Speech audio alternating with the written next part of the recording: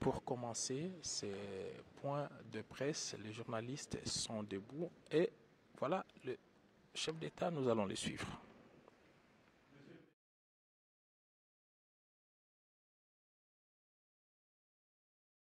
Grâce à qualité. Je veux d'abord vous redire tout le bonheur que nous avons de vous avoir en France. Monsieur le Président, je sais que les premiers jours, les premières heures de cette visite se sont magnifiquement passées et d'ailleurs traduisent, je dirais, la complétude de nos relations et de nos ambitions. Il y a un an, lorsque je me suis rendu à Kinshasa pour ma première visite en République démocratique du Congo, vous m'avez accueilli en ami. Je ne l'oublie pas, et ce jusqu'à Bandal. C'est donc naturellement en ami que j'ai le plaisir de vous recevoir ici à Paris, car c'est ici Paris.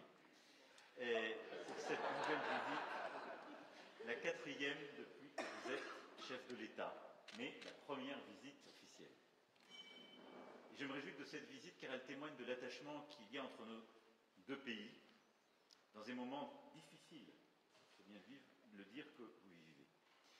Monsieur le Président, l'année dernière à Kinshasa, nous avons discuté des pistes de renforcement de ce partenariat bilatéral.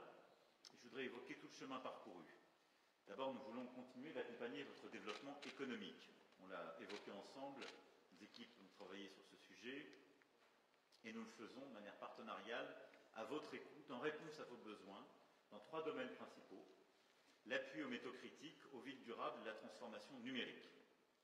À ce titre, je me réjouis de l'intensification des investissements et des échanges commerciaux entre nos deux pays, le partenariat entre Alstom, Metrokin et AFC, qui sera conclu cet après-midi pour construire un train urbain à Kinshasa. Et nous voulons continuer d'aller de l'avant. Nous avons facilité les mécanismes de financement.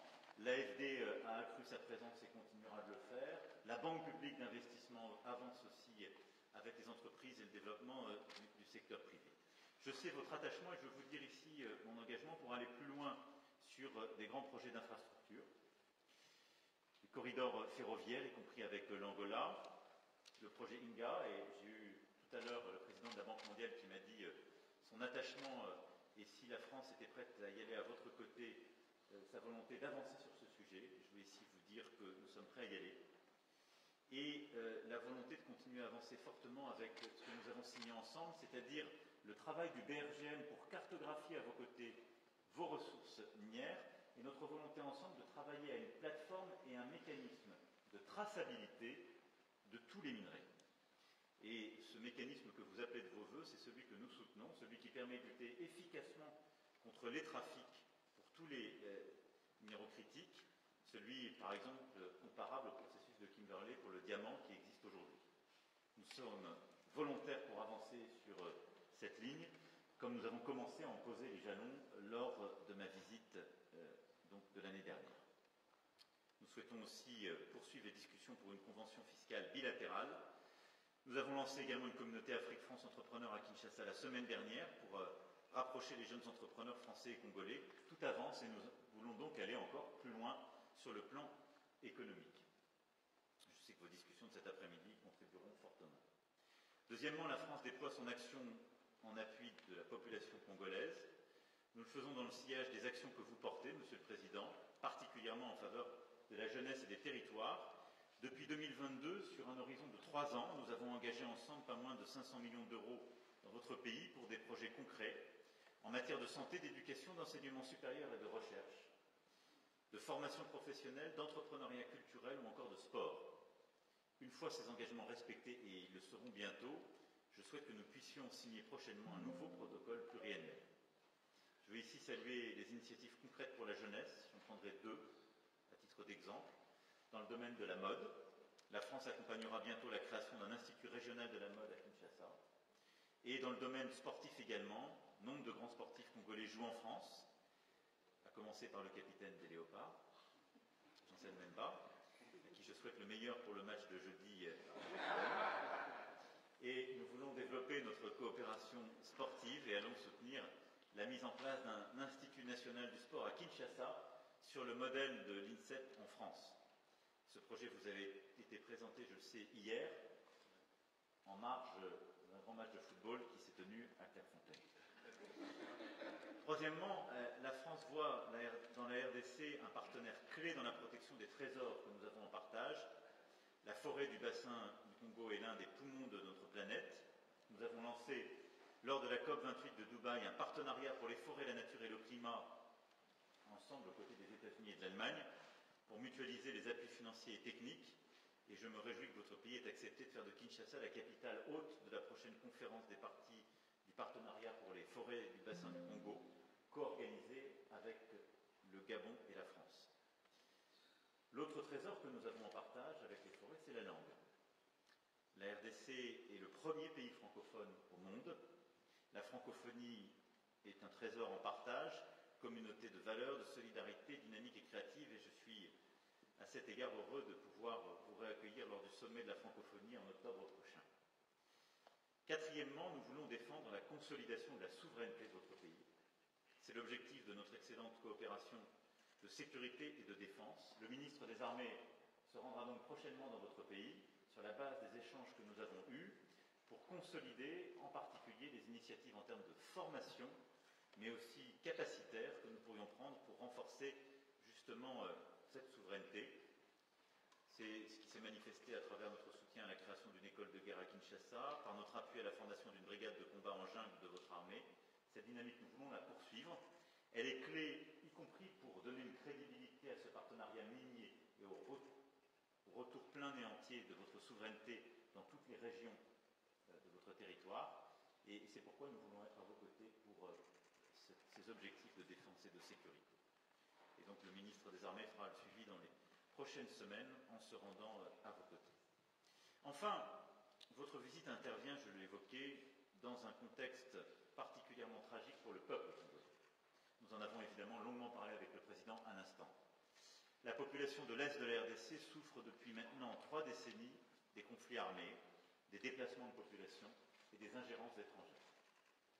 La France continuera à se battre pour qu'elle ne soit pas oubliée et qu'une solution soit trouvée. Et vous recevoir, passer le temps que nous avons passé à parler en détail de ce qui se joue, c'est aussi redire très clairement qu'il ne peut pas y avoir de double standard. Et que nous qui défendons l'intégrité territoriale en Europe, nous la défendons aussi sur le continent africain. Dans ce contexte particulièrement douloureux, je veux évidemment réexprimer notre solidarité avec le peuple congolais et rappeler ici la position de la France. D'abord, la France ne transigera jamais sur l'intégrité territoriale et la souveraineté de la RDC. Ensuite, nous n'avons aucune difficulté à pointer les responsabilités.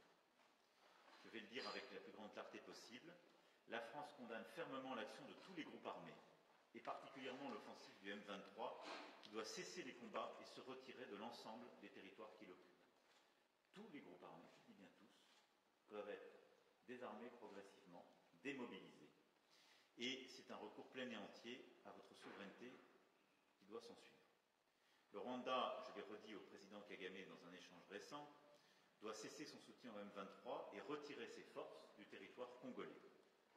Je lui ai redit et je le rappellerai dans les prochains jours. Et l'urgence est à la désescalade. Il est également important, dans le même temps, de lutter contre les discours de haine et l'action des anciens génocidaires du FDLR. Et je veux vous remercier pour les engagements très clairs que vous avez pris, pour à la fois agir de manière très concrète et assumer politiquement la lutte contre les FDLR, et nous engager la communauté internationale et les forces onusiennes pour accompagner le processus, évidemment, de DDR de cette force. Aucune de ces forces n'a quelque légitimité que ce soit. La seule force armée qui peut et doit opérer sur votre territoire, ce sont les forces armées de la RDC. La France salue l'engagement de la RDC à mettre fin aux agissements du FDLR, l'encourage à mettre en œuvre cet engagement, et nous sommes avec plusieurs autres alliés à vos côtés, vous le savez, pour mettre en œuvre cette avancée. Enfin, la France s'est attachée aux processus diplomatiques régionaux. Nous pensons que la priorité doit être au dialogue et à la recherche d'une solution diplomatique sous l'égide du président angolais Lourenço. Et nous soutenons cet agenda. Je souhaite qu'il puisse maintenant porter ses fruits de manière très concrète sur le plan justement des décisions sécuritaires et politiques. Et j'ai dit au président, nous allons très fortement l'appuyer, nous réengager, et je souhaite que d'ici à la fin de l'été, nous puissions avoir des initiatives pleinement conclusives pour sortir de la situation que vous connaissez depuis trop de temps. Voilà, Monsieur le Président, cher Félix, ce que je souhaitais dire aujourd'hui. Je tiens une nouvelle fois à saluer votre présence, qui est celle d'un ami, du président du plus grand pays francophone au monde, mais aussi du président d'un grand pays d'Afrique où se jouent beaucoup des questions sécuritaires, mais aussi beaucoup des questions de développement économique, naturel, et que nous accompagnons et accompagnerons dans la durée. Vous pouvez compter sur la détermination de la France. Merci beaucoup. Merci beaucoup, Monsieur le Président, cher Emmanuel. Merci d'abord pour l'accueil qui me rend un peu jaloux, parce que à Kinshasa, on n'avait pas fait pareil. Là, je crois que la France nous a battus. Donc nous avons une revanche à prendre. Et donc, vous êtes cordialement à nouveau invité en République démocratique du Congo, cher ami. Merci également, je crois que le Président a tout dit, je ne vais pas revenir sur les détails de nos discussions, mais ce qui a le plus retenu mon attention, c'est l'engagement encore plus grand de la France aux côtés du peuple congolais, surtout dans ce que nous subissons comme guerre injuste qui nous est imposée par le Rwanda, qui soutient le M23. Et je pense qu'avec les discussions qu'on a eues aujourd'hui, une lueur d'espoir pointe à l'horizon. On peut compter, je peux le dire, c'est un risque que je prends, mais je l'assume. On peut dire qu'on peut compter sur la France qui sera à nos côtés pour trouver cette paix.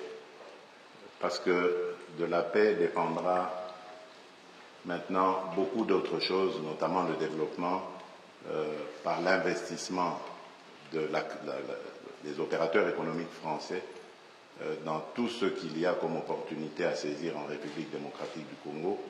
Ici, on a parlé des minerais critiques, mais on a également parlé des infrastructures, et principalement du grand projet d'Inga, ce projet qui me tient à cœur et qui a beaucoup d'intérêt manifesté en ce moment. Et la France veut être aux premières loges pour nous accompagner dans la réalisation de ce projet. Je crois que nous avons eu une très très belle discussion et moi de mon côté je peux dire j'ai eu un excellent séjour. Avant de rencontrer le président Macron, j'ai rencontré plusieurs représentants de la classe politique française, des institutions françaises et ça s'est très très bien passé au Sénat,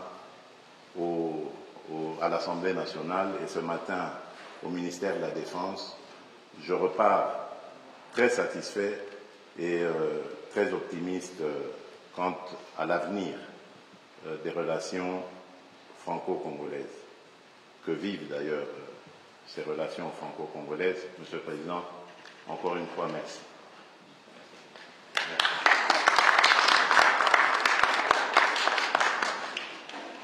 On va prendre, je crois, 2 questions. Bonjour, Messieurs les Présidents.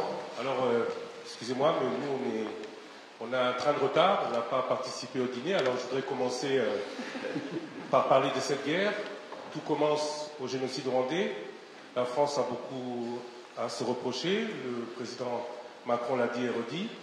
Ce serait peut-être l'occasion de lever ou de déclassifier les documents toujours secrets pour savoir ce que l'on a exactement à se reprocher. Alors aujourd'hui, la guerre continue et des sanctions sont demandées par la République démocratique du Congo. Ma première question, c'est est-ce que cela a toujours été ou est toujours à l'ordre du jour?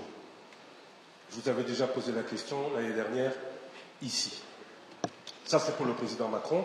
J'ai une question pour le président Tshisekedi. Le président Sarkozy, c'était il y a beaucoup plus longtemps, avait parlé d'exploitation commune des ressources de la sous-région. Jusqu'où n'irez-vous pas pour obtenir la paix? Est-ce que avoir cette paix, pour vous, aura aussi le prix de concession demandé par d'autres pays et particulièrement le Rwanda. Je vous remercie. Sur les sujets, merci beaucoup pour votre question, sur les sujets mémoriels que vous avez évoqués. Sur les sujets mémoriels que vous avez évoqués, je veux ici être très clair.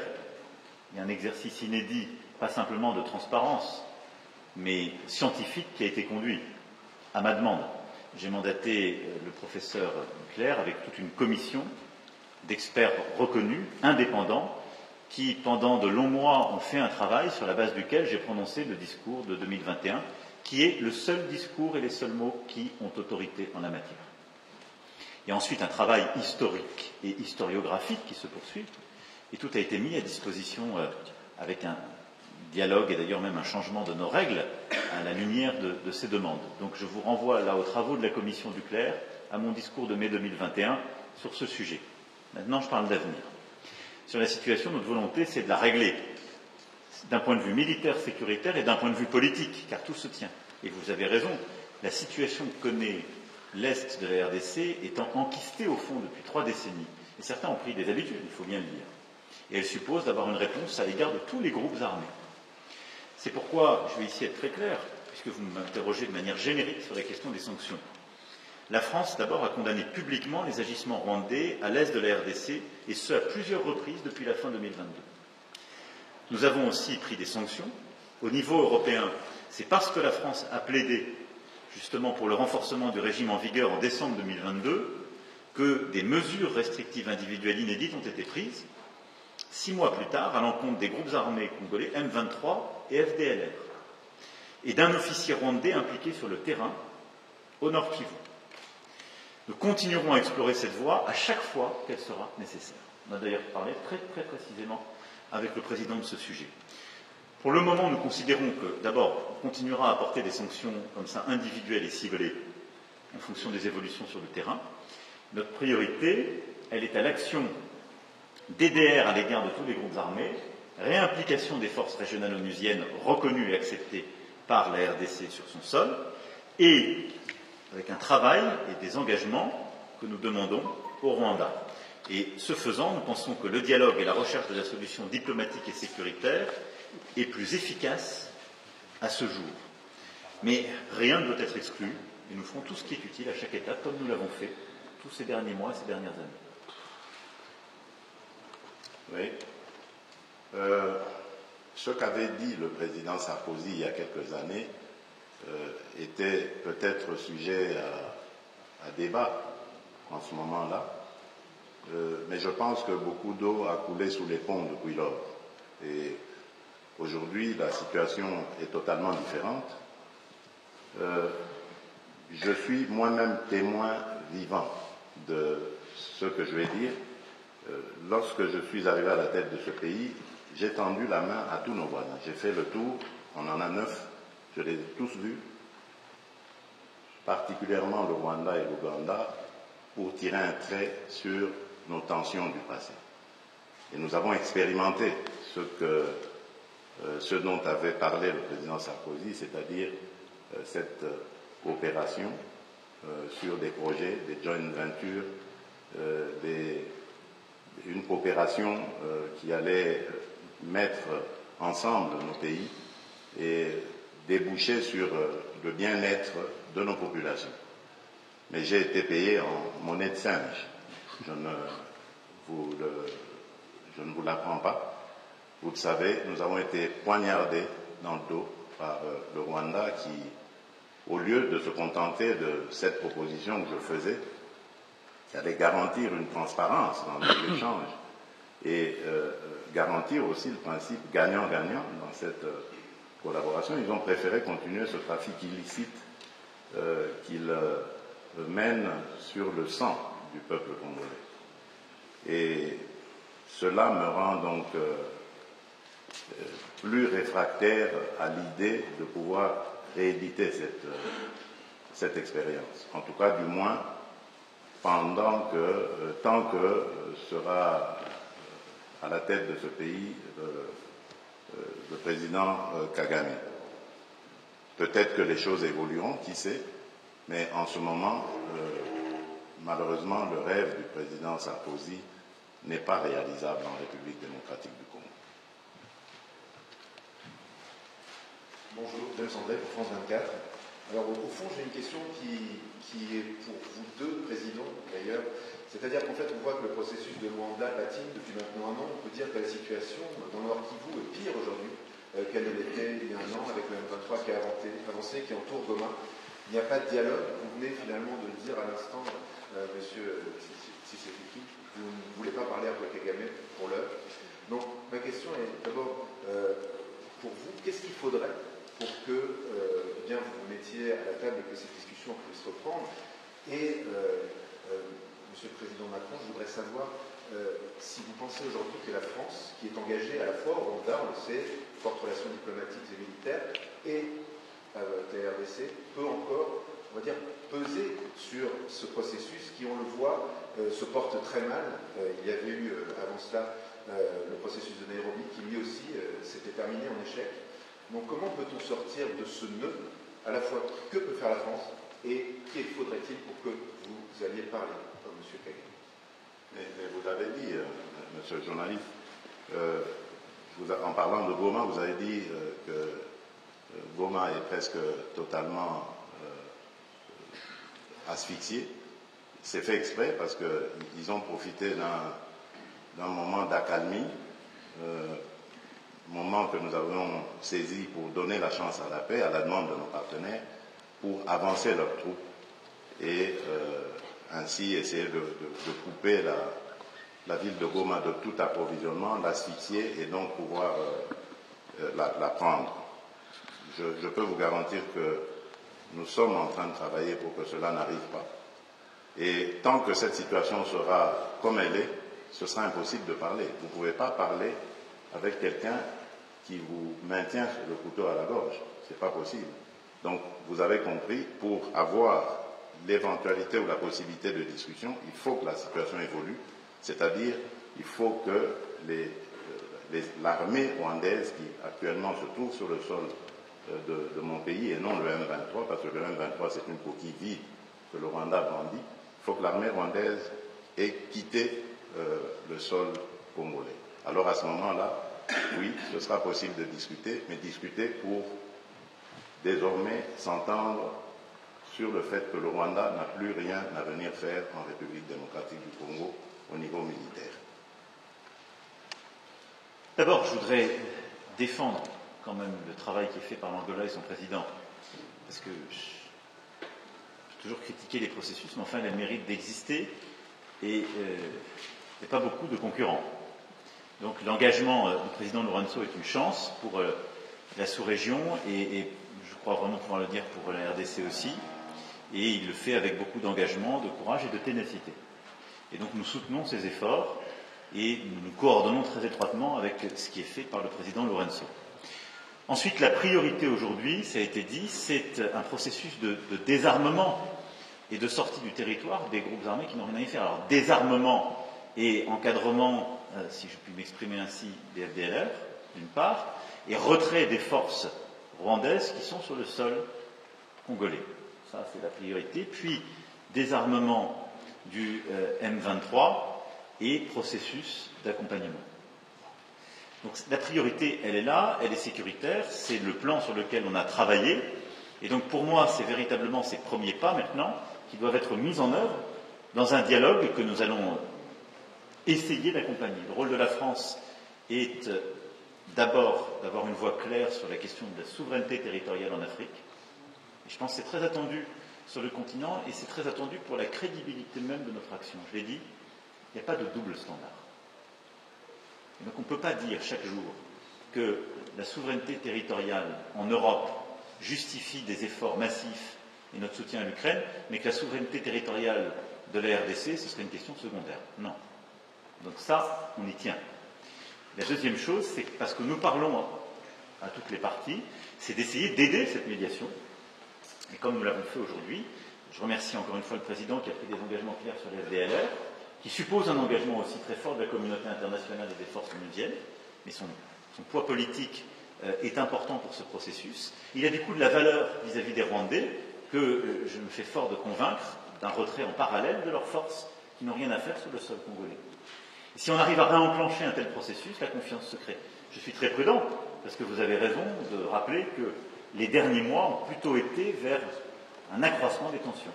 Mais il nous faut réengager. Le rôle de la France est celui-là, c'est de le faire avec beaucoup de transparence, avec la défense de nos principes, des équilibres de la sous-région, et de le faire en lien très étroit avec les médiations régionales.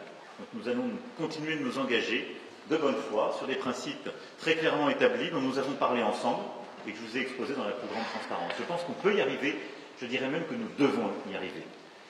La réalité, c'est celle que votre confrère évoquait juste avant, c'est que nous parlons là d'une situation qui, depuis 3 décennies, s'est installée. Et donc, nous avons raison de nous y attacher collectivement, mais ça va supposer beaucoup de courage de tout le monde et un réengagement massif à tous égards. C'est aussi pour ça que tout ce qui est fait pour reformer, recréer l'unité des forces armées en RDC et reprendre la totalité de la souveraineté du territoire est très important côté congolais. Merci beaucoup. Merci mesdames et messieurs et merci à nouveau au président.